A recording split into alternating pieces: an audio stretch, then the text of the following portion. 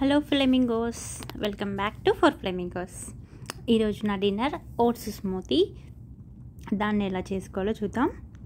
నేను ఆఫ్టర్నూన్, మాకు ఇది డిన్నర్ కదా, ఆఫ్టర్నూన్ 4 o'clock ఆ టైం అప్పుడు ఓట్స్, ఇంకా 100 grams ఆఫ్ ఓట్స్, ఇంకా ఒక 1 డేట్స్ ఖర్జూరం సోక్ చేసుకున్నాను. సో అది సోక్ చేసుకున్న వాటరు, ఓట్స్, ఇంకా డేట్ కూడా బ్లెండర్లోకి వేసుకుంటున్నాను. దీంతో పాటు నేను 3 సోక్డ్ ఆల్మండ్స్, నానబెట్టిన బాదాం కూడా వేసుకుంటున్నాను.